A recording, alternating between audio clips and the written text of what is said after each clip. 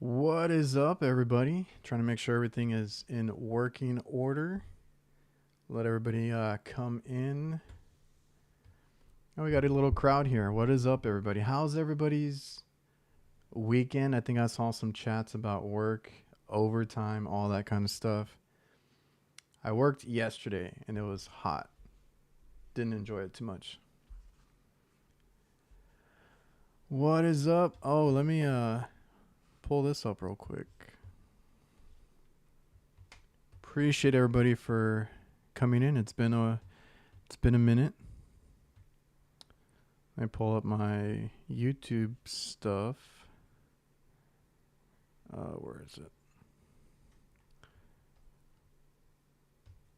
Of course, I want to thank all the channel members. It's not necessary, but it's cool to see people joining. There's a link down below if you guys want to be a member. I might do more with it going forward. I'm trying to dive into this whole content creation stuff a little more head on this year, take advantage of more things. But for the channel members that we do have, it's Gary Carnell, D Tolls, Mark Morales, B1062, Dalwin Hooks, True Results, HTX, Brian, Chevy Runner 88, Rage Metal Freak, Lost But One, Vlazer, Phil Hall, and Mark Harris. I appreciate you guys for being longtime channel members. You get like a little refrigerant tank, and it's reflective of how long you've been a member. So that's kind of cool. Let me pull this down so I can see the chat. What is up, everybody? On the call, had a few calls. It is what it is. We're at the hottest part of the year, here at least. I thought we had it easy this year, and then all of a sudden it's been like 108 and climbing and in that range. So it's been pretty hot. The other day, it was Saturday evening. I didn't want to go in. We had plans, and then super. I'm not doing addicts. No, I was gonna say, like, I got a call in, so I had to go out there, and it was already late afternoon. So it gets really hot in that late afternoon, and this was even like it was after 5. It was still 10, 104, 105, something like that. 10, I don't know, 102 at least. And I just, the whole time I was there, I was like, I don't want to be here. I don't want to be here. I don't want to be here. So got them up and running, and we'll be back tomorrow. I still got to check like for leaks, and when I was there for one, I saw another AC that was out too. So I was like, man, we got more problems than I anticipated, and here we are. Yeah, even it's all over Texas because we have the 10. I think it's been a consistent 106 from what I've seen. Also want to thank our it's coming to an end, but the sponsor for, I forgot how to pull that part up, for the live stream is FASTSTAT. I think it's, yeah. This live stream is presented by FASTSTAT. If you guys didn't know, those are wiring extenders. If you need a common where you don't have one, they upgrade to a Wi-Fi thermostat.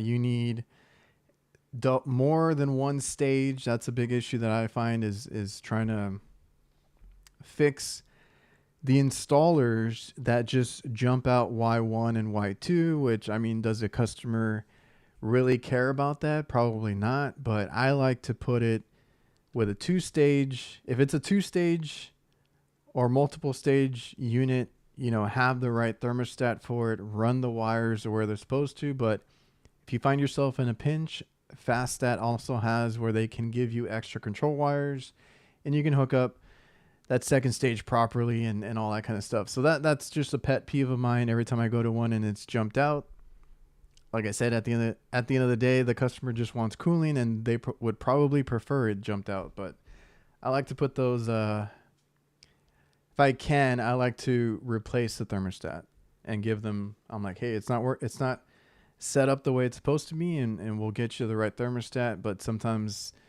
that can be looked at as like an upsell. or trying to sell something and I'm not. It's just, you know, I want it to be hooked up the way it's supposed to. And to help those compressors, they usually stage on for a reason. You don't want both of them coming on at the same time. So what's up, Jesus? What is up, everybody? I see Rudy, Eddie, Mike. Was Nasty in here? I gotta catch up with the chat.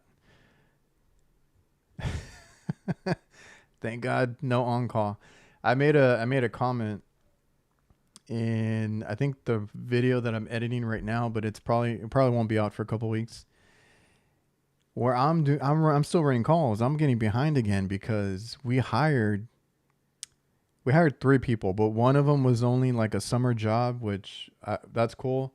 The kid is great. So he said when he's out of high school, because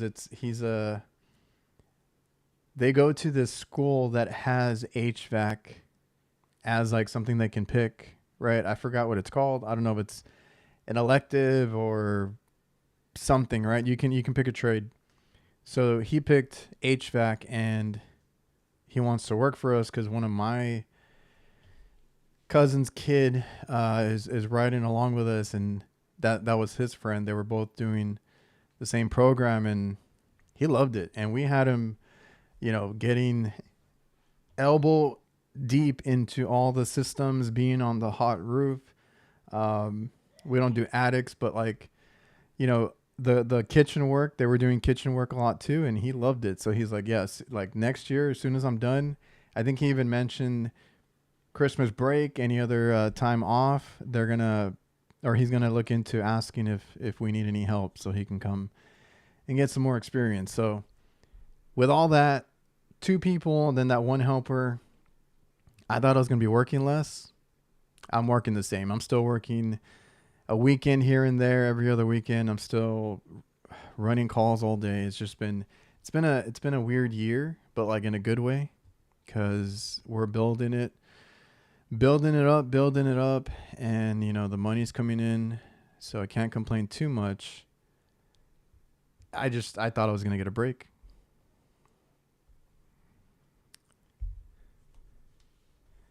All the install guys would definitely roast me on when I mentioned I was in school.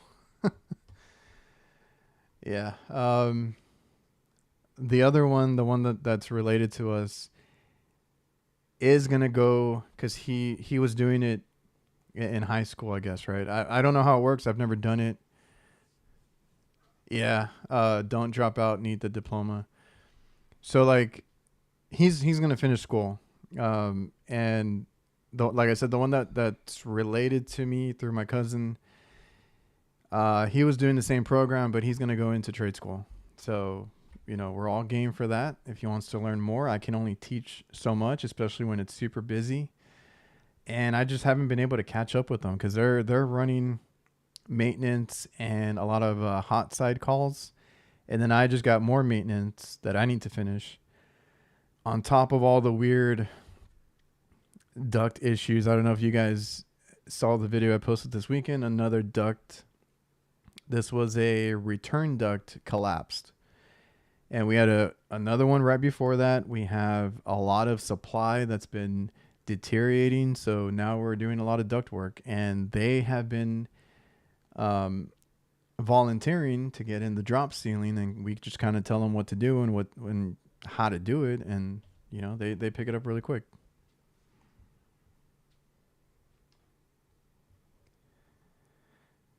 Greener than AstroTurf.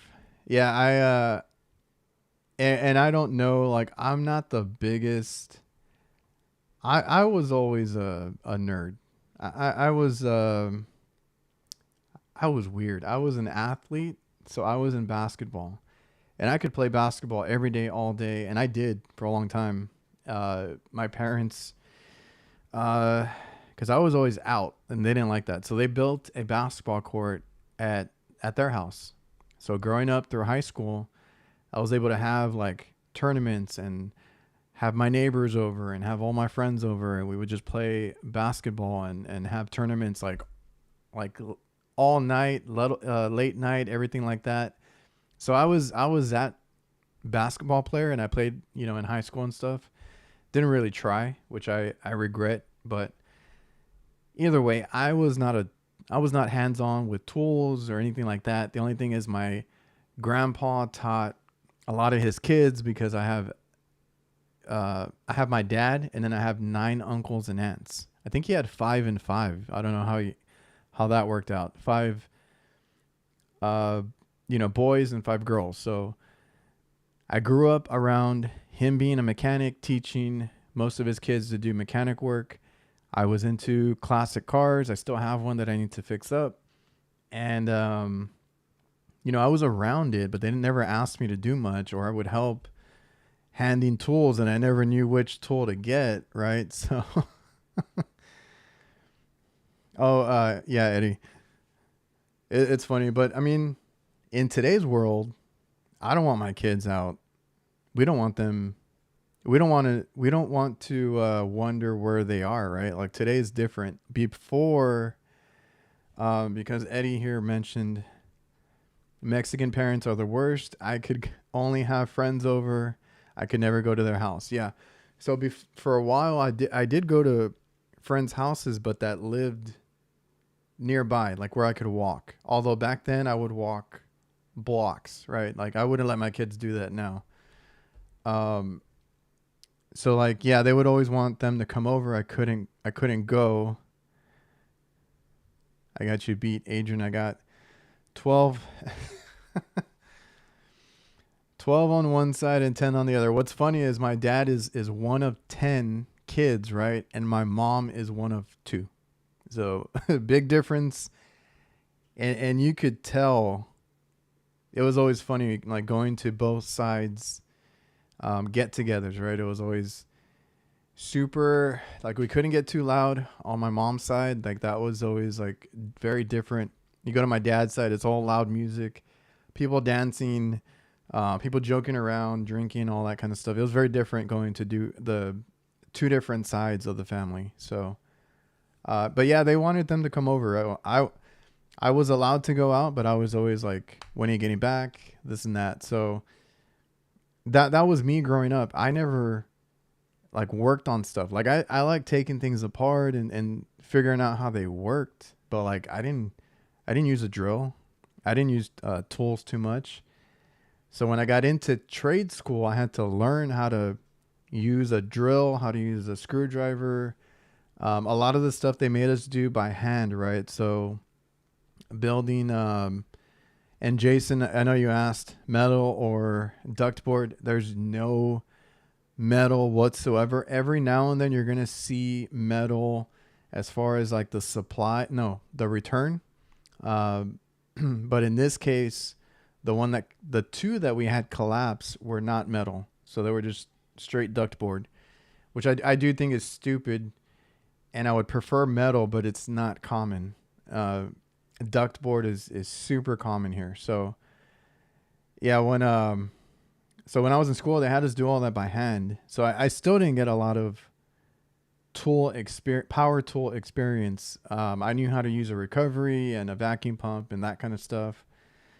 But yeah, once I got out into the field, even for a long time, and I laugh about it now, is I used to take off all my panels with a nut driver, with just, if it was 20 screws, it'd be 20 by hand. If it was 30 screws, it'd be 30 by hand, whatever.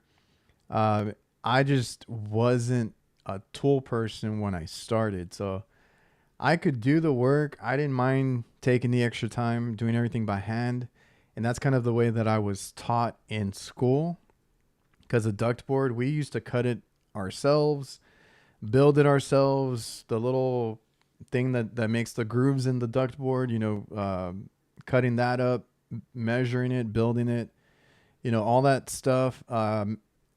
We did flares by hand. I forgot who I talked to, but learning how to do flares in school, I can do a perfect flare by hand every time. I don't need whatever NAVAC has, whatever Yellow Jacket has. I don't need any of those. I had a basic block where I would just do it by hand. You would measure it you would eye it, and I was always told it was like a coin's depth that you needed to go over, and then you would flare it. perfect every time. So I learned all that by hand, which I think gave me an advantage instead of like how everybody says you got to learn analog first before you get into digital. I learned everything hands on or by hand first before I got the drill, before I got the battery powered everything, right? So that's just how I grew up. And I was green as well when I started. I didn't know how to use a power drill at that, you know? Everybody's going down memory lane from what I can see. So, putting the soda can on the back to make it sound like a motorcycle.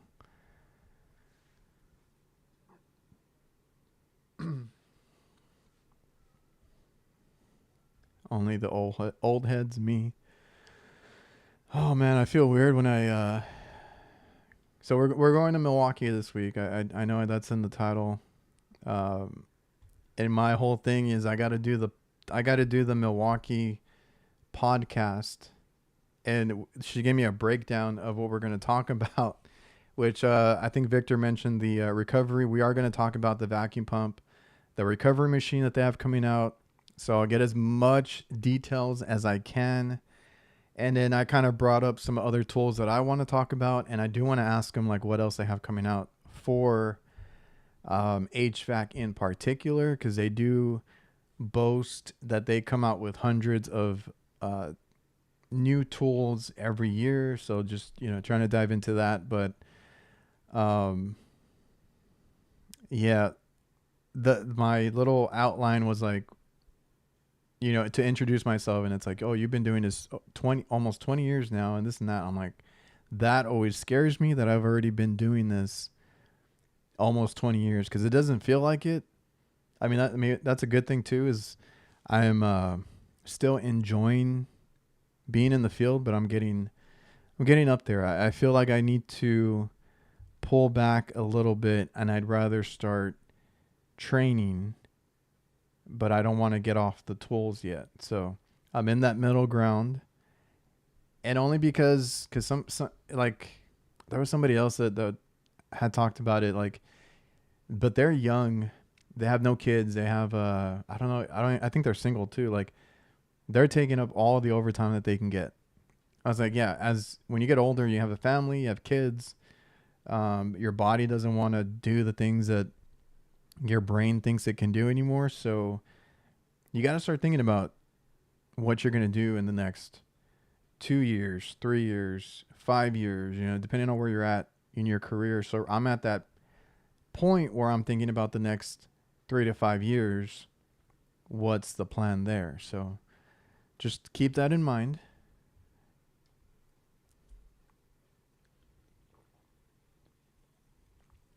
Time flies. Time flies when you're having fun, because I still remember working on the weekends when we started the business, waking up I don't wake up that early anymore, because fortunately for me, I'm not a morning person. All of our customers open at 10, like 90% of them do. They get there at the earliest at 9. So I can usually run a couple errands or get gas or do something in the morning and still get there before they do, or right when they do. So I don't have to do that anymore. But I remember back in the day waking up at 6, 7, especially when we did hospital work, and then falling asleep in the truck, just going to help my dad, just because I enjoyed driving around and doing something different every day. So 18, 19 years later, still enjoy that aspect. It's me driving now, my own calls and dealing with the headaches, but I still enjoy it. I remember that when I started driving, it was around there, $1.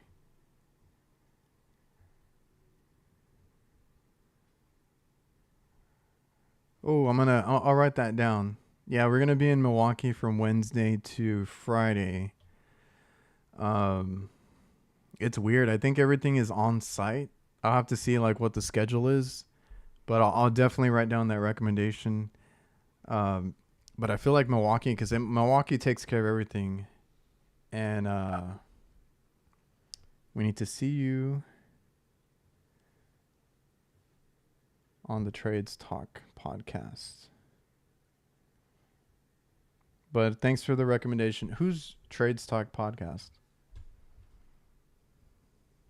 Or is that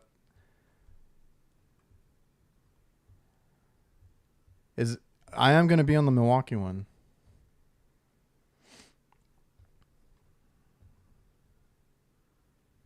Against, and it's because they are diving into HVAC and they're trying to get as many people as they can.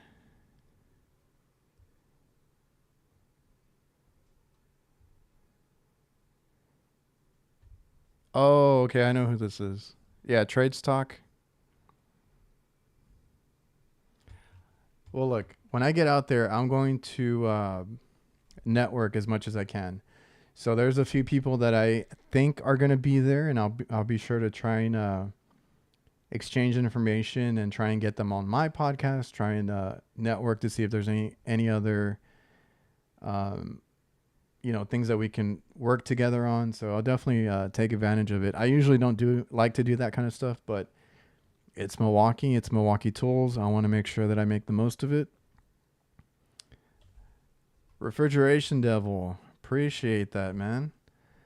Have you used that new camera yet? I have been taking a crash course over the weekend to try and figure it out, but like I bought it last week. I couldn't use it till Friday. Friday it rained randomly, so I really wanted to try it outside. Then Saturday I got called in, didn't have time. So today, I did take some B-roll. I did record a couple of videos. So the next couple of videos you'll see on the channel will be with that camera.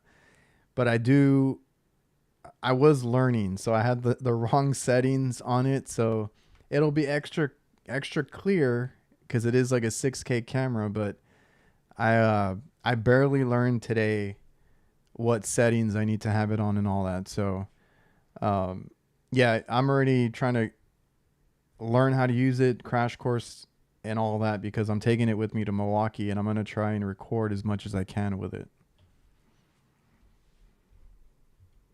And then we'll do the tech channel when we can. It's been hectic.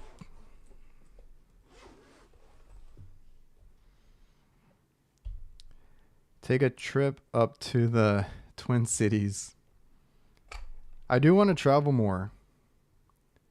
And I've been very tempted because I am extremely close with how successful the podcast has been, and I appreciate everybody that listens to the podcast, makes it successful, and all the companies that believe in me for doing that, and even Milwaukee Tools saying that I am a talented podcaster and they're honored to have me. I'm like, I'm honored to be there. Yeah, this is the camera here. Bought a big old lens to make sure that I get the best picture that I can. So I'm real picky. So yeah, I invested a lot in this camera. What was I gonna say? Because I've been playing around with the idea of traveling more. It's hard though. And maybe taking the podcast or doing something different with the podcast to where I can kind of go on site to different things or something like that. So we'll see.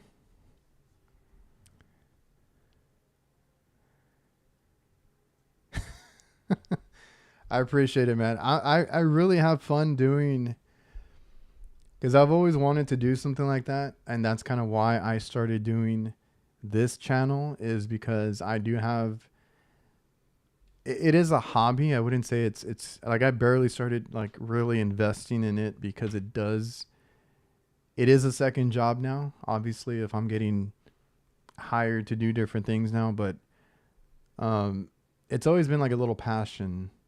Photography, videography. I love watching movies.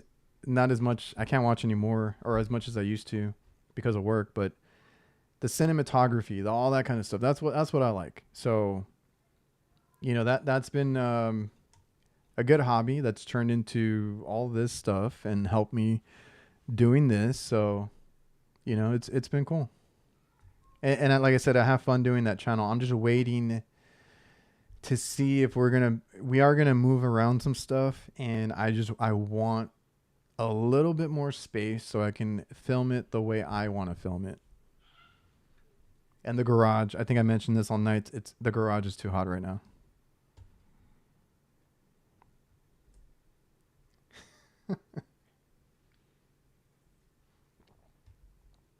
Yeah, there you go.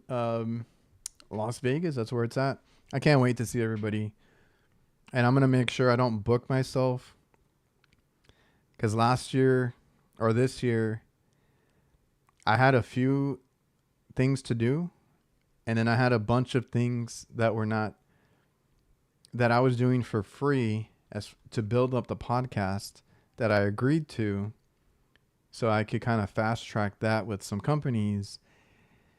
And that really sucked because I didn't have enough time to walk the floor. It was a lot bigger than I anticipated.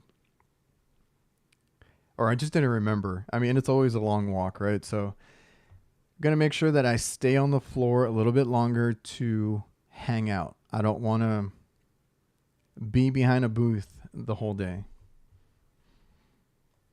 At least that's the goal,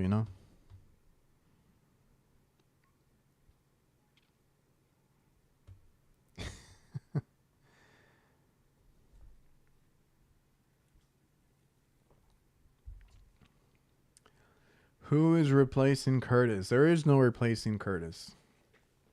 Kurt was great. I liked the dynamic we had. I don't think anybody else can really fit that third seat. But I would prefer if we did a guest here and there. So we had Rhodes on a few weeks ago, right? So he was great. I wasn't feeling good that week. I had to apologize for that, but I had some dental work and it was bugging me. But stuff like that where it's like friends that can come on, or we did one with Ty Brenneman that Kurt didn't make either, but that was a whole different. He was trying to make that one. But we had Ty Brenneman, and there'll be others that we'll have on when we see fit, because yeah, man. I mean, that's why his channel blows up. It's just the seasoned veteran, right? And that's what I liked. It was, I kind of put it together. Jake was the personality of the show, and Kurt was that seasoned vet that we could hear stories from. So we're just gonna flip it around a little bit and have people on here and there, but I can't replace Kurt.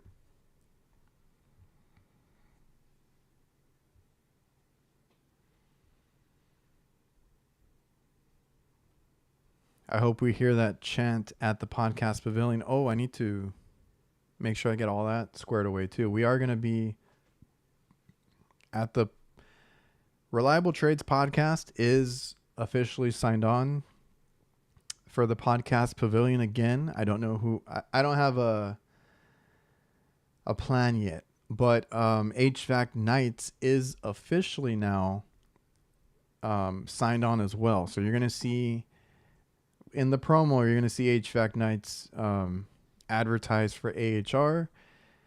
I'm going to try to get Jake to do the little promo package for them, and it'll be fun. So I don't know what I'm going to do with mine, but I know the HVAC Nights on the podcast pavilion. I do want to hear that chant again. I do want to see a full crowd. So hopefully, we have a good time.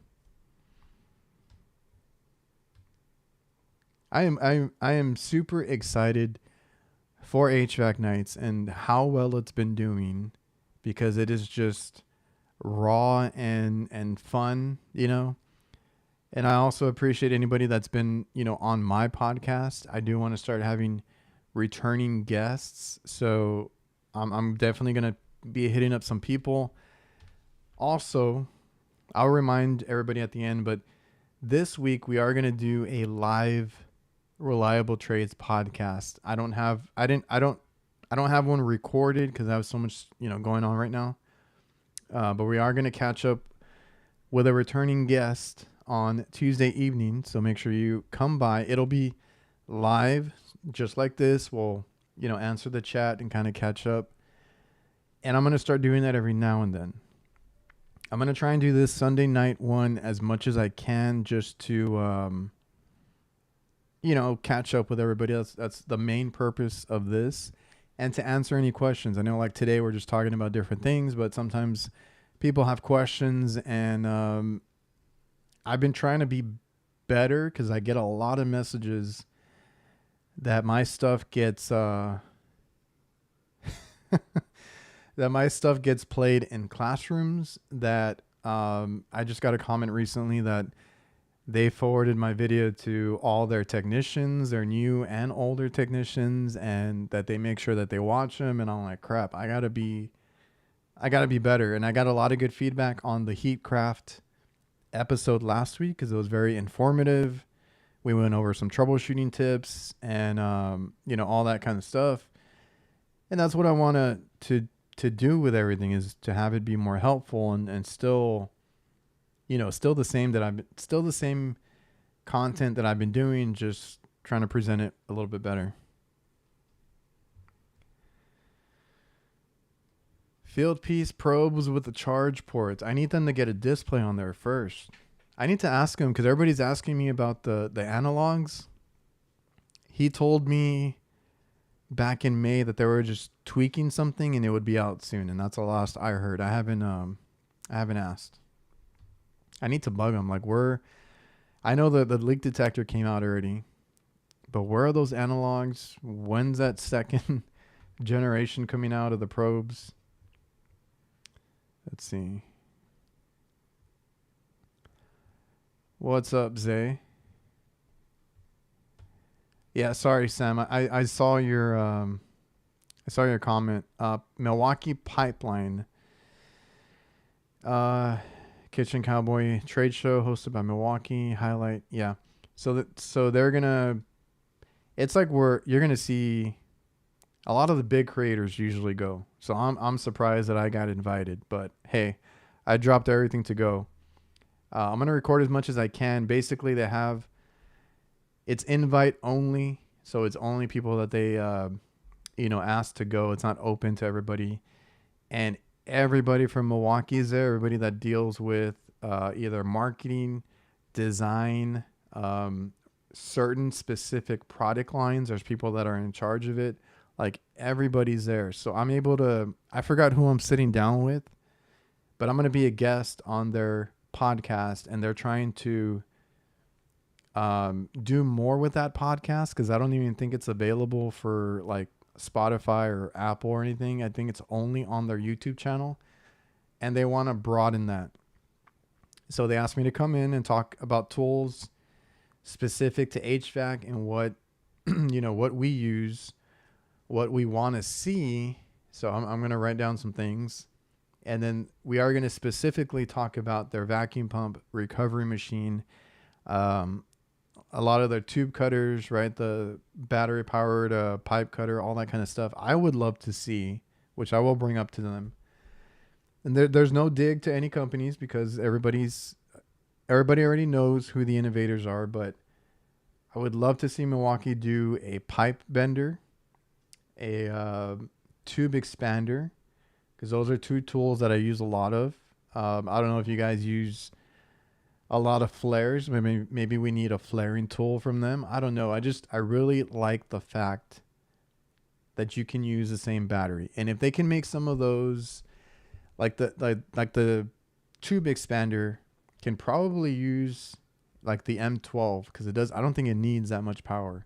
So, right now they have the vacuum pump that runs off of M18, and the recovery is also going to run off M18. I get those, but some of those other tools that I mentioned, they could probably do like an M12 lineup, and it would do just fine. So, Those are tools that I use a lot, especially the expander, battery powered from Navac, obviously. But Navac rubbed me the wrong way because they blocked the Makita to Milwaukee adapter, and they denied it when I told them.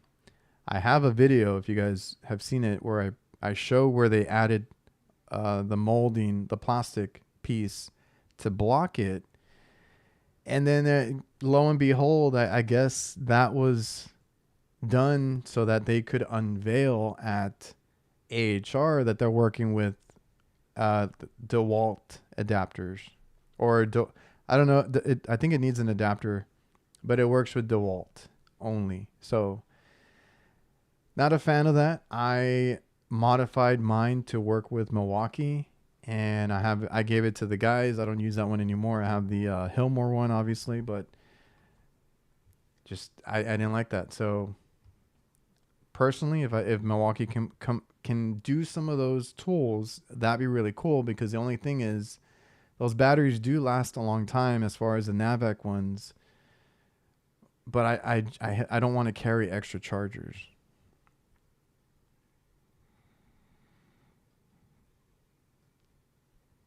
Gauges, updated meter, Milwaukee wireless probes. They could probably do some really good ones.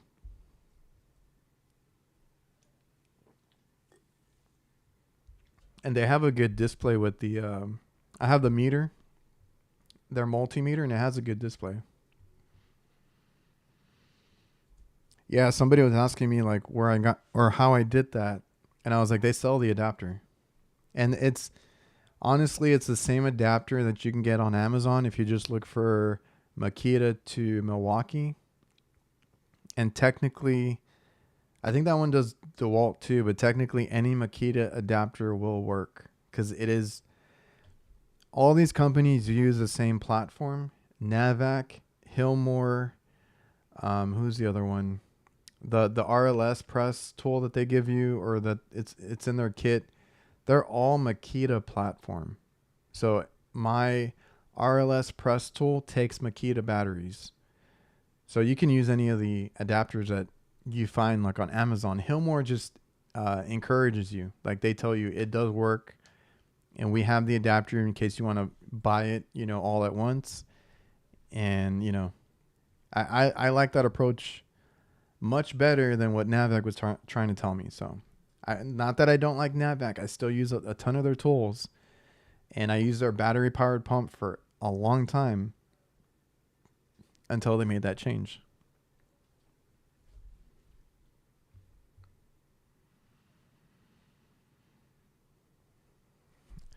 Hillmore, Benders, and Swage are like 9 years old.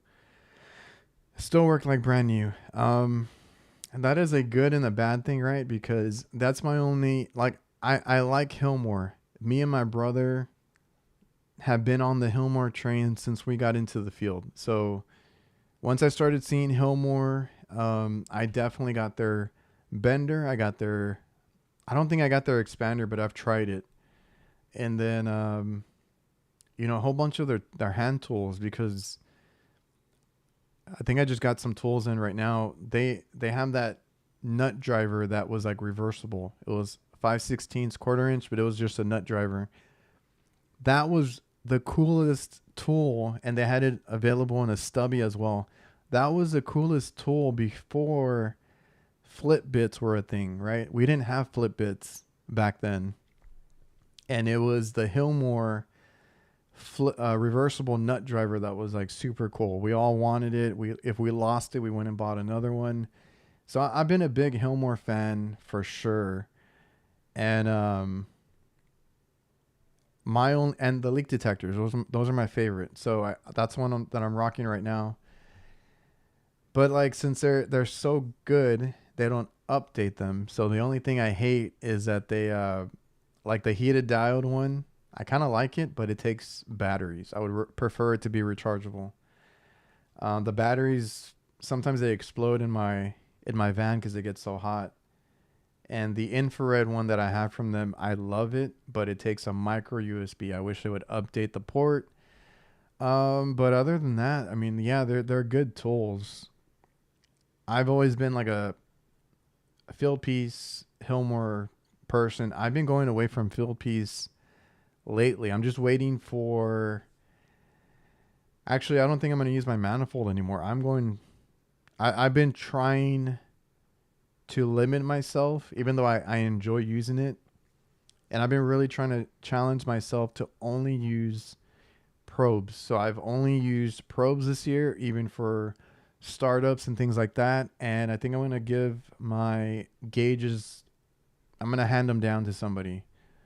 My brother has an older set, so I might give it to him because I made this comment on HVAC Nights, like, again, not to bash on NAVAC, but I left the flex gauges with my dad, and I'm like, hand them out. Whoever wants them, whether it's the new guys, if my brother wants them, I was like, just give them to somebody. I had two to give out, and those are the digital ones with the color screen and all that. So somebody took them. I think the apprentices took them.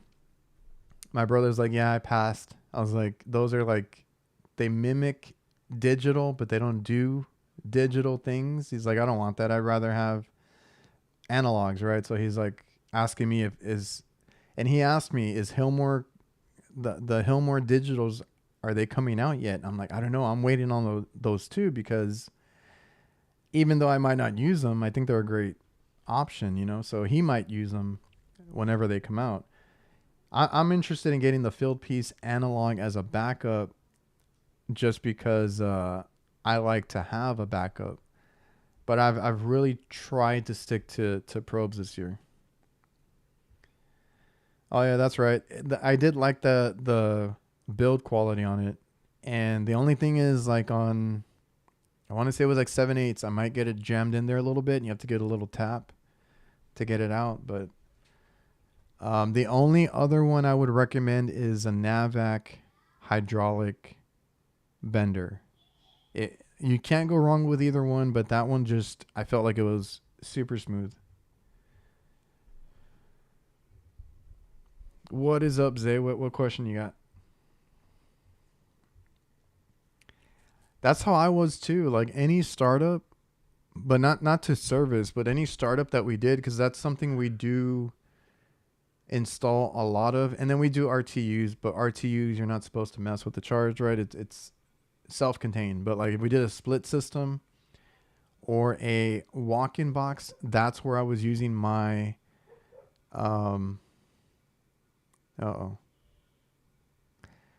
that's where I did a lot of my manifold startups, right? And I liked it. And I do like the S-Mans because they connect to my uh, wireless clamps and my scale. But a lot of the times I'm there now. I weigh it in, I see it.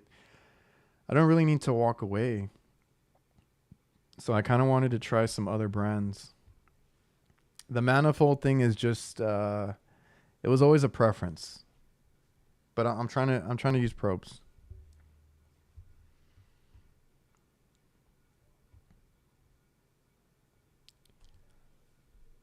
Alloy, metal, and yellow jacket. Oh. 11 years in HVAC, considering branching out into a different career path. How can I apply my skills and experience in this new direction? Any advice on making a smooth transition, ensuring I stay competitive in a new field? How I feel like you can apply a lot of things from HVAC to anything. It just depends on what career path you're talking about. I've known guys that go from HVAC to coding, and they do all this computer stuff, and it's just, I don't know, you apply yourself and you can do anything. And then like HVAC has allowed me, but I mean more of a business owner has allowed me to talk to people more, right? Talk to people a little easier, more people skills. And you can basically build anything or do anything with your hands. And it just depends on what you want to do. I've brought up auto service. Oh, well, I mean, a lot of it applies. I know a lot of auto people that are like, oh, that's kind of the same thing in my world. Um, yeah, a lot of what I learned was like customer service and how to present yourself. Yeah, HVAC background is definitely good. Um, yeah, there's a lot of skills that you can take over with you, and then a lot of it's the same because that is one of the main things that your everyday customer will go in for is like the AC is not working. But it goes hand in hand because once I started doing HVAC and I got into the trade, I worked on my car after that. I didn't work on my car before that. I started doing that after, like changing oil, changing tires. Um, I've done changing brakes. I changed the radiator and I fixed the HVAC in my other cars that I've had before. So, I mean, it goes hand in hand. Obviously, I think it's always the same advice for anybody in any trade is always keep. You don't know everything, so keep learning, put in the work. Never lose that kind of competitive edge. I would say is you're trying to be better every day, and just I don't know. The older I've gotten, the more I don't get anything that comes in your way or comes, in front of you. You got to be able to kind of go at it, head first, spearhead it. So I feel like as long as you have that and you understand that you can do, whatever you really want to do. And that's why with the podcast, I kind of started talking to other people because, it's not just HVAC. I think this applies to everything. So I hope you do good, man. I've had many dealers offer me a job, including independent shops. I've had a lot of friends that are mechanics, and I mean, it's like with anything. Some are good, some are bad. As far as the shops and stuff. So, looking to get my first service vehicle. Oh, um, but yeah. Good luck, man. I hope that works out with you. I've talked to several guys that get out of the HVAC field and they find something else that they like. I've always said if I didn't do this, I'd probably be working on like laptops or smartphones or something electronics because I like that kind of work. And I did it for a while, and I just like as long yeah, toolbox you built as like it's, and I kind of miss that feeling. And that's why I was kind of talking about earlier, like when I started working in the trades and working on weekends, falling asleep in the truck, all that kind of stuff. When I started working on like smartphones and little things like that on the side, like I was fixing screens and I had technical stuff that I would work on. I dove into it and I really tried to learn everything, and I always try to do the best practices. My work was always held in high regard compared to shops, like actual phone shops around the city. So I felt good that I was competitive and I kept trying to be better. And I was, complimented that I was better than a lot of the shops around town. So, I mean, I got really into it. So as long as you get into it, it's something that you love. I think you're good. Caulking for 22 years, switched from construction to HVAC. You just you gotta do it. It doesn't matter how old you are, how long you've been into whatever field. If you want to do something else, you gotta try.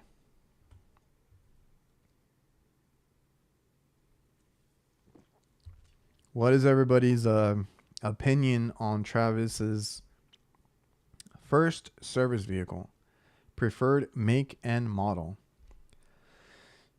So I never liked any Fords. As far as like the older ones. So I was always a Chevy Express person. I feel like a Chevy Express is a safe model. And I mean, you can get anyone you want, but that was always a safe choice. Since I got a Ford Transit, I've changed my opinion. I would not go back to any other vehicle. I'm only going to drive a Ford Transit from now on. So I have the it's gosh, I forgot the model.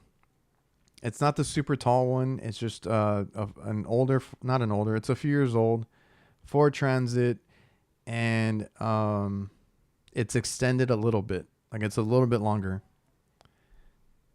I've heard that so many times to avoid the the Dodge, and yeah, I went with a Ford Transit. I think it's the smoothest ride. It's the most. The sliding door is clutch because I work in a lot of parking lots, commercial parking lots, stuff like that. So that's always been helpful, and I love it. And I would because me and my dad have talked about it because he wants. It's like a good and a bad thing is my van is the hand me down, so I usually get a newer one, not new, but like a few years old, and eventually it'll be handed down so I can get another one, which is cool because every few years I get a new van. But I kind of like I really get set on how I um, load them out, right? So I don't want to now. I don't want to give it up.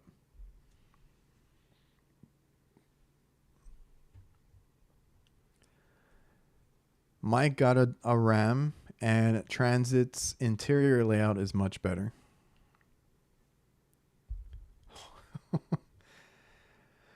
Just blew out the engine on his Ram. Okay. Ram. Not a, that's all I heard. I asked around too, and I was like, I don't want to. I don't. I don't think I want to get a Dodge.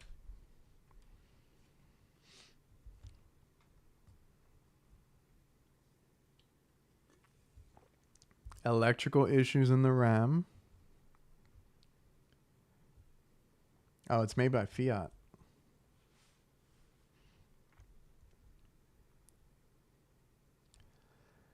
Fitting out my Tacoma for my business, and so far it fits good. Plus, it's a Toyota; they last forever. That's why I bought my Tundra. And I've been speaking of which, like what I said about my dad trying to get me out of my van. I was playing around with the idea of working out of a truck, but that can only happen if I am basically like a supervisor and I only do like the big calls, right? I only carry like a couple refrigerants. I only carry a couple of parts, and I don't carry a lot of parts to begin with. I could probably fit, the basics in our in the truck and get away with it. It's just I don't know if I want to commit to it.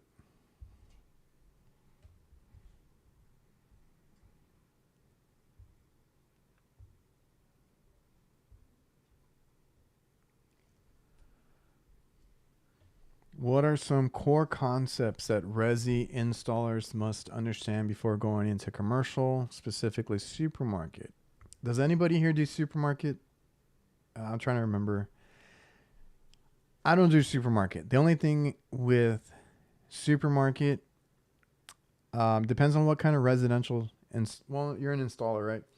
Best practices, basics, right? That's obvious. But a supermarket is a whole other level. So commercial, it's all the same. It's just on a different level. So there's always that split of like residential is like you talk to the customer, you're in their house. It's real on a personal level. Commercial, you get dispatched and you go and you work on something and you're alone, on a rooftop, or you have these weird areas that you have to get into sometimes, but um you can't. There's a few things like for me what sticks out is all right, later Eddie. Yeah, have a good week, man. um well, commercial for me is everything has to get approved. We have NTEs, so you like again, you got to get everything approved. um and it's different. But I look at it from like a customer service kind of thing. F-150, yeah. Yeah, on call. Mike brings up a good point about the on call. Residential, I don't know. Like from what I hear, residential is, pretty cut and dry on the hours.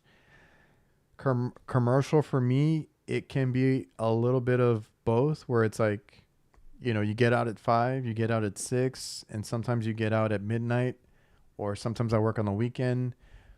But it can usually be rescheduled. Supermarket, that's a whole other thing. You are going to be working odd hours. So I think that's another big difference between residential and commercial, because I had to deal with that a lot when I was first in the trade. I was upset when I got called in when I had my kid, and yeah, commercial is a little more demanding. It needs to be fixed right now. So best advice. Here we go, Nasty. Best advice for switching to commercial is understanding what state the refrigerant is in each pipe, and stop thinking about pressures. Start thinking in temperatures. So that's just good point. I think that's a general rule of thumb. I get after my guys a lot. I do think in residential they think more pressures, right? You think more pressures, temperature splits, things like that. That goes out the window in commercial. I do check my temperature splits, but it's usually not as easy as that. And your superheat and subcool, it can be different. If you're working on the freezer, working on the cooler, are you checking it at the evaporator? Are you checking it at the compressor? And like Pat says, what's a state? You got receivers, you got accumulators, you got bypass valves. There's so much that you need to know as far as oh yeah, I don't deal with a lot of oil return like issues or having to add oil all the time, but supermarket is big on that. There's a lot of other things that you need to check, and it's just like there's more safeties, there's more valves, there's more things in between the system. So like common problems that I've seen is like, and I'm gonna specifically talk about like going behind another company. They didn't check the TXV, the superheat on it. They didn't they want to condemn a compressor, and it's a restriction. There's a lot of things like that, or they bypass safeties and they're not supposed to be bypassed. They're doing their job. So that's always, it's hard to pinpoint, but that's always like something I tell people is like this, the temperature is a big thing that I look for, is saturation temperature and understanding, what state it's in, where is the restriction, all that kind of stuff, and pressure, unless, yeah, fan cycle controls, right? There's a lot of more controls in commercial versus an AC system. So Mike says resi should be temperature, subcool, and superheat. Refrigeration is mainly temperature and superheat. That's what I look for all the time. Not much on pressure switches, and fan cycling. And I've had guys that call me on like 134A system. So like coolers that work on 134A refrigerant, that thing could run under 5 psi, and that's normal. Like you have to understand the system. You have to understand the different, like Pat said, what different lines you have, what temperatures you have at these different points in the system, and what are the temperatures that you're working with. Not, oh my God, I have 5 psi. I've even seen I had one that worked on like 0 to 1, and it's like guys call me for that, and it's like don't add, right? Don't add refrigerant. That's a low pressure refrigerant, low temperature. Start checking this or this, and a lot of times it's pretty simple. It's restrictions, it's clogged up coils, and safeties, right?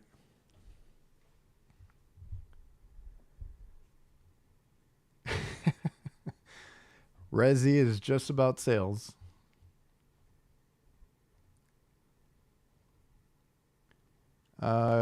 Service racks in a gas station. I did service racks on a restaurant, and I was surprised that they had it. It was like a fancy restaurant, and they had, I don't know, like 5 or 6 prep coolers like built into the wall. So I don't know if they ever need to replace them. I don't know what the hell they're gonna do, but those prep coolers, they ran line up to the rooftop, and there was a rack system. So that was my first introduction to a rack refrigeration system. And again, I went behind another company that just kept adding refrigerant every month, and you got to look at a lot of things. So on that one, they couldn't find a leak.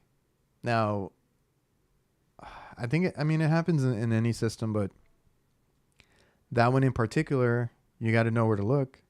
I found all the compressor, all the systems were leaking at the pressure switches. So it had a mechanical dual pressure switch, and maybe they didn't check that, but those are tied in with a capillary, a copper tubing into the system, and that diaphragm on the bottom can leak. It's all copper, and it can corrode, and it started leaking. So the other company just kept adding refrigerant, and I went out there and kind of, I was like, let me look around. Let me look at this. I know these can leak. I checked that, and sure enough, they were all leaking. Refrigeration is fun. I can say that. But yeah, Devil here. Work on a plasma center, and the coil has to be -40. So that pressure is going to be 4.5. I mean, it's crazy, because we've done hospital work too, and it's like you see something different a lot in a commercial. So I mean, that's the fun part. It's just you're always going to be learning, and everybody made good points. The temperature thing is a big thing that I harp on to people, to new guys, to my techs. I was like, throw that pressure out of the only time you could have gone by pressure is when we had R22. That was always like, okay, I have this and this, I'm good. 404 is always very different. 410, there's a range, but all these new refrigerants, there's going to be like very different readings.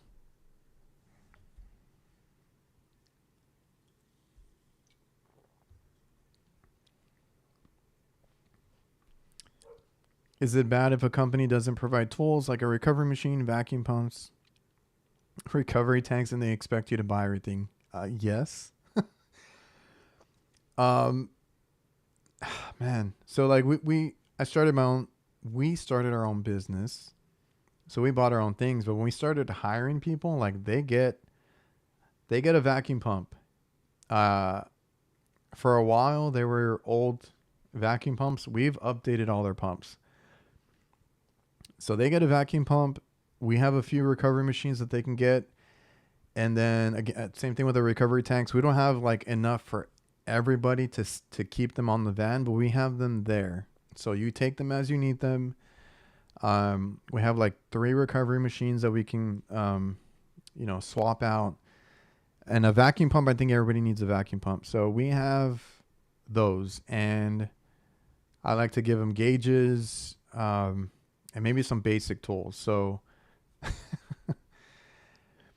yeah, the only reason you would buy those things, a recovery machine, pump, or any of those, is if you, well, maybe if the pay's higher, right? But if you want a certain brand, and they won't give it to you, like they give you this old ass vacuum pump, and you want like a field piece or a Milwaukee, then that's a different story. But they should provide you the necessary things to do your job, or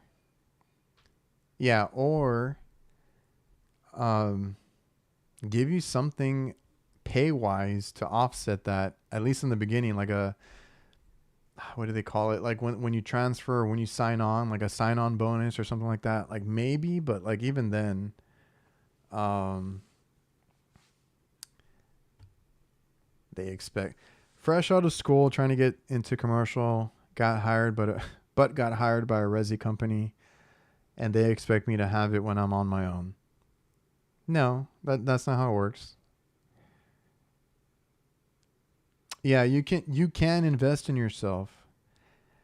Mike says I bought everything else, continuously buy more tools, make my job easier. Yeah, tool account. There you go.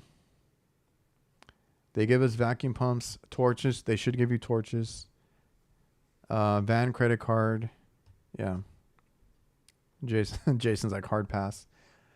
Yeah, they should give you like a tool account, or even if it's beat up, like they might give you some old stuff. The only time I've seen people have to buy anything is if they want like, yeah, they're gonna. What's a mechanic without tools? They're gonna throw him out there and just be like, with a screwdriver in hand, like figure it out. Yeah, if you want your own brand or you want something better, that's when you start buying your own tools. And then also if you're looking to, um, like eventually branch out, like you want to take those certain tools with you, whether it's to another company, to start your own company, that's when you should think about investing in your tools. But when you start out of school, you shouldn't. Must be 1 hour.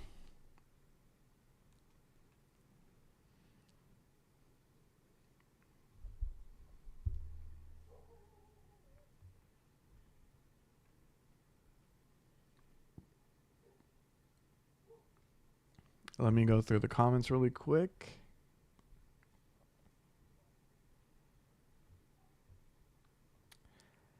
Have you worked on any new refrigerant and thoughts? The only one that has hit me is R290. R290 is strictly for small refrigeration equipment. You're gonna see a couple ounces. The ones I've seen have it in ounces. I don't know what it is in grams, but it's gonna be a few ounces, and it's not much. So that's the only, because we have new systems out there, but we have not had any leaks or anything like that to where, it's been an issue. I hear things about certain refrigerants. 454 I've heard is a little tricky to work with sometimes, but I have not personally worked on any of that stuff. And sometimes we don't do as many installs as we used to. We lose bids, or the customer buys their own equipment, different reasons. So like on the refrigeration side, I still see a lot of 404, still see 134A, and the only thing I carry with me for HVAC or AC is 410. So I know eventually it's gonna come out, or it's gonna be a thing for us to kind of go down that path. But we also deal with Daikin mostly. I know I haven't looked. I'm gonna go back tomorrow actually. There's two trains that got installed. We lost the first bid because they were using a second opinion. That guy weaseled his way into a couple of installs for walk-ins and an AC. And then he struck again because they got mad at us for not having a warehouse big enough to store an RTU. And yeah, there was a whole mix-up on the customer's end.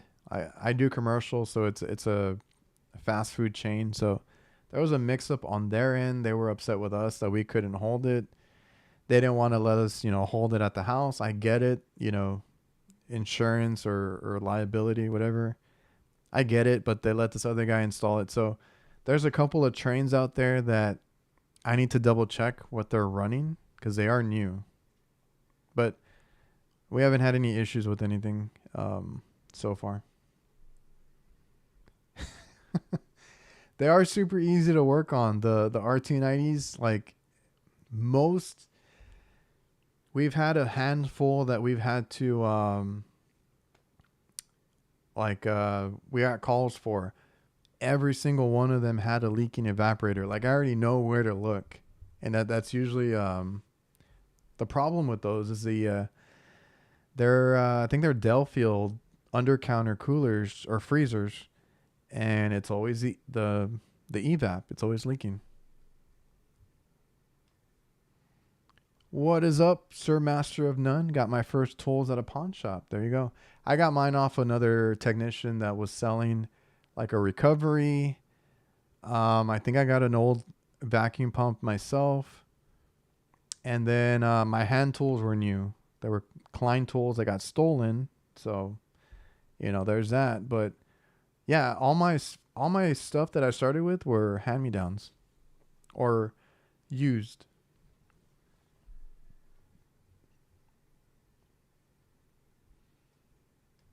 Dude, I had one that had a bad compressor and I did a warranty call for it. I didn't record because it was in a weird coffee shop. It was a lot, some very interesting people were there. It was some local coffee shop, and I was trying to learn. So I did a compressor change out, and I was pretty fascinated with how quickly that thing cooled down. Like I weighed it in. I used a food scale to do it because it had to be in grams. And oh yeah, pawn shop. Yeah. Um, and then turned it on. Because like I said, we had a bad compressor, and that thing cooled super quick. I was like, awesome, I'm out. It's working great. So it does feel like it's very efficient versus definitely versus 134A. Um, True. I have yet to see the true ice machines. I would love to kind of dive into that. Maybe even try and talk to them. We'll see. I think Pat has talked to them. They look like good machines. But I'm particular to True. Now that I've worked on so many, I kind of miss working on the True equipment. Does anybody? I don't know if they still make. Do they still make Kelvinators? Those were notorious for bad parts and leaks and stuff.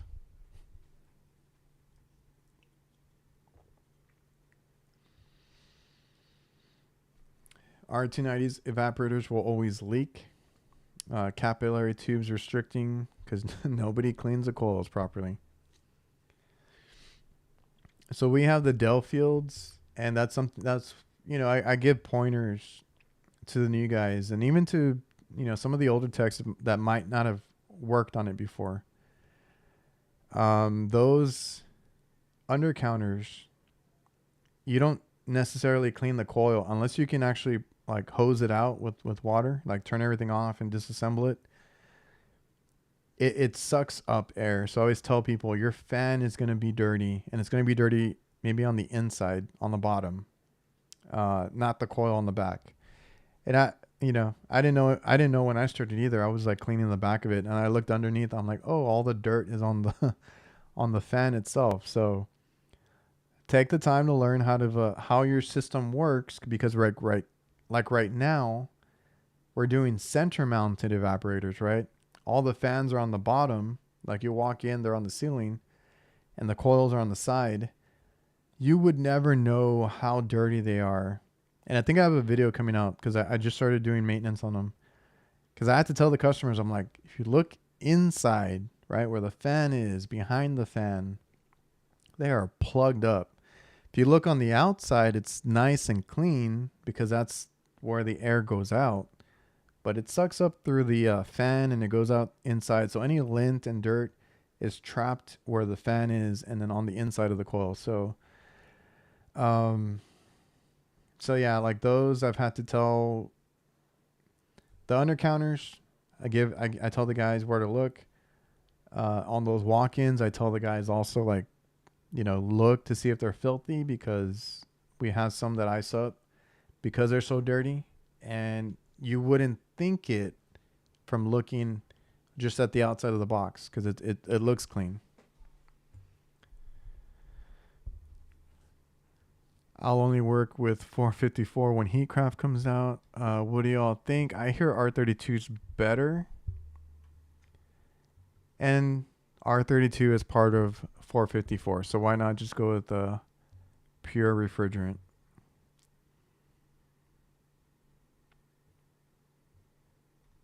Job security.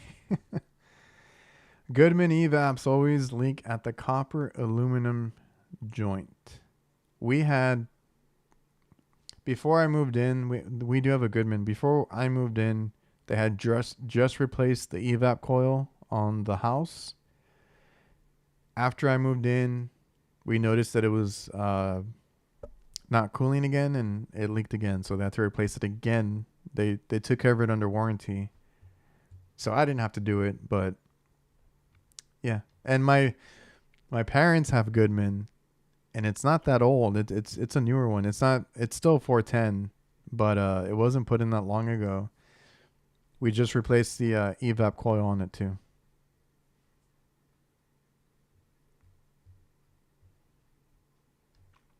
Reason most of our customers reach an evaporator leak is they put onions. Yes. I've had to, and that's another thing, right? I always tell people, don't be surprised if your walk-in just starts rusting out and leaking. If you have onions, tomatoes, a lot of these acidic veggies, right? Limes, lemons, whatever it is. That's a pretty, safe bet is that coil, and it's not gonna last as long as it should. Because that's going to be a leak, for like a guaranteed leak. So we have a few customers that do pizza. They're like pizza places, and they have all that fresh veggies. And sure enough, those leak out.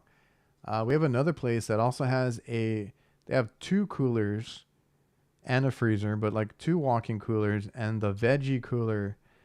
My God. So they have like a veggie cooler, they have a veggie cooler and like a meat cooler. The meat cooler is usually not that bad. The veggie cooler, slimy, rusty, like nasty. So those are the ones, like we just put one in a Heatcraft like 5-6 years ago. It looks like it's been through a lot already. So we need to do work on it. And I'm like, would you like to maybe get a new evap coil while we're, working on it?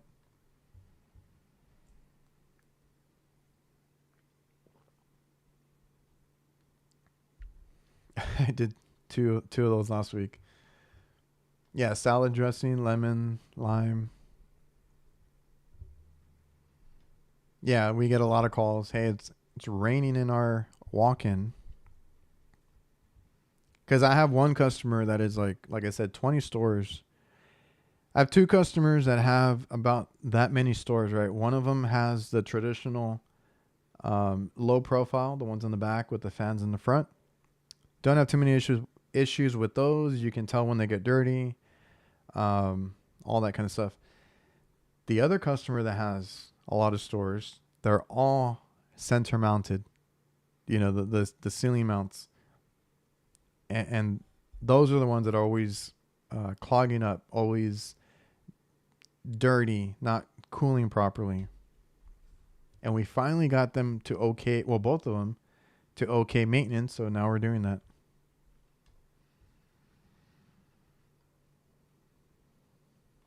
Mopping floors with chlorine-based products. But they tell you, all those TikToks tell you, or I don't know who they are, but pour it down your drain line because it'll do wonders.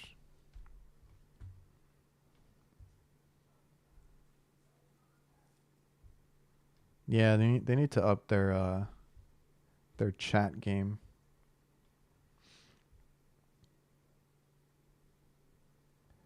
I will be doing a remote intelligent box on a walk-in freezer, putting the controller on the outside so the customer can monitor. Once I didn't even look into it. I didn't really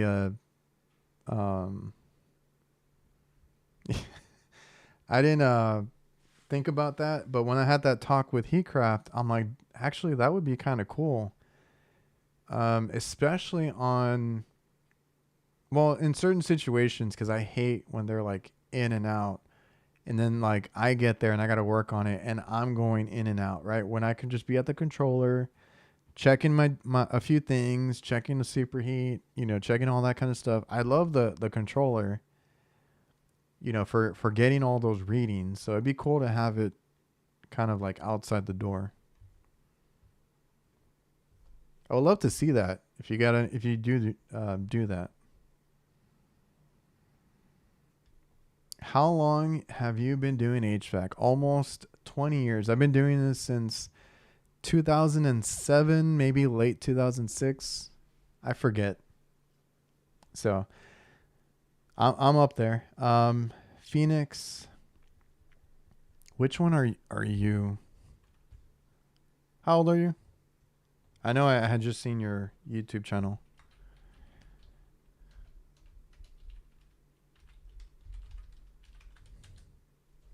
Let me look up real quick. Yeah, that's you. 16. I'm impressed. Phoenix does HVAC, 16-year-old HVAC tech.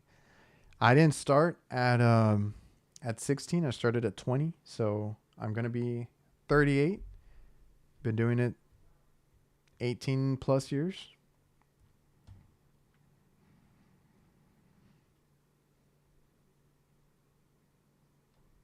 If I don't use remote, it will be in a bad spot. Small closet type. Oh, yeah. I've had a few of those, or a couple. I don't want that. The last one that I had seen where it's like a real narrow, small walk-in. That's the one where I had showed, if some of you guys remember, it was a one fan evap on both the cooler and freezer. They were next to each other. A buddy of mine really wanted me to bid on it, and I was like, I don't have time. He wanted the bid like that week, and I was like, yeah, I can't. Like, it was in the middle of summer and all that stuff. And then like somebody from up north comes down, wins the bid, installs it, and they did a lot of stuff. Like, it looked nice, but they put a 2-fan evap. Like I said, where a 1-fan barely fit, so they had to shove the evap sideways. So it's a long walk-in, right? But super narrow. So the fans are just blowing, side to side against the other wall. And then I get called out there because it's leaking, it's not level, and a whole bunch of issues. So yeah, that was a funny one.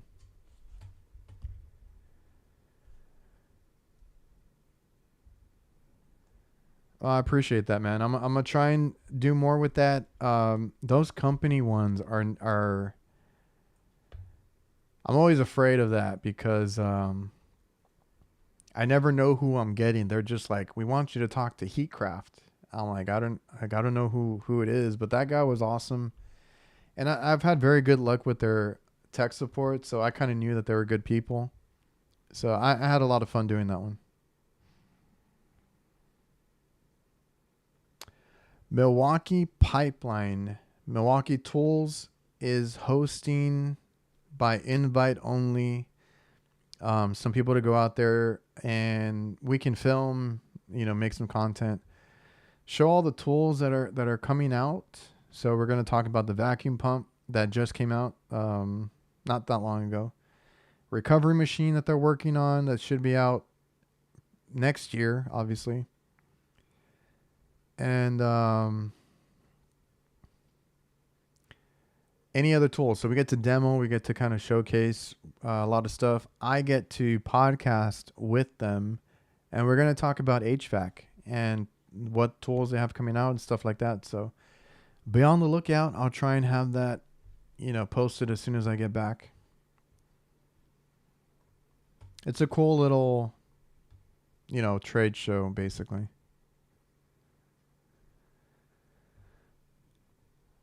Yeah, I heard that one, the field piece leak detector, all-in-one sensor, is it worth the money? And Mike got it for 633. Works on R290 and nitrogen. Yeah, I think their wording was like tracer, but it's very tempting to get.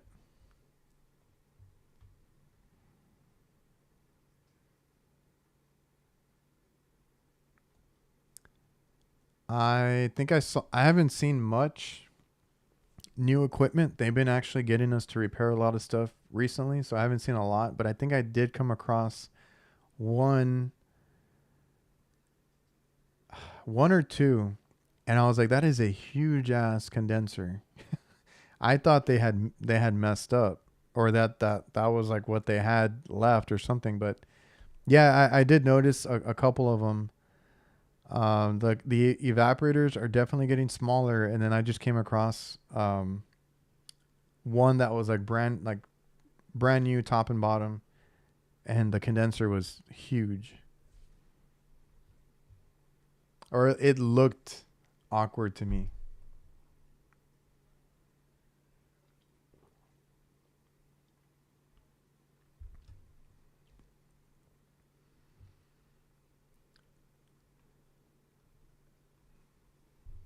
True. Oh man, True and Charleston. That's all I used to work on, and I was like the expert on those two.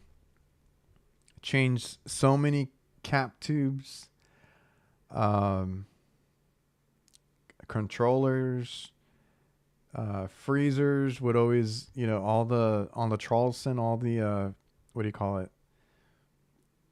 All that stuff that they shoved in the front for the defrost and all that. All like I remember working on all that stuff. What is up, Victor? Si- Silent tone, Victor. What's up, man? All right, I think I stayed on here longer than I was supposed to. I appreciate everybody for coming out, chatting it up. I hope you guys are gonna have a good. Hope you had a good weekend, and hopefully your work week goes really well. I'm working until Tuesday. Man, I have to cram a lot of calls into 2 days so I can go out to Milwaukee. But yeah, super honored to go out there. I'll try and take you guys along. I'll try and post a lot of content. Per usual, I have a lot of videos coming out this week as well, so make sure you check that out. And thanks again for coming out. Love my. Oh yeah, the Charleston. Yeah, we used to replace the gaskets quite a bit, and yeah, I hate when they're bunched up and all that, and then you got to let them sit out and all. But I don't know. We told him to. He hasn't in a while. He just he comes on HVAC nights on Thursdays and that's it. He should. But anyway, thanks again, guys. I appreciate all you guys for tuning in, and I'm already getting calls for tomorrow. I gotta cram everything in. So Ben just invested in Milwaukee Tools.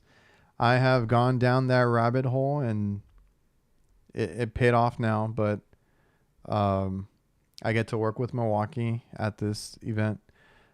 You driving to San Antonio? No, we got an airport right here. So San Antonio is like 4 hours away from me. So don't want to make that drive.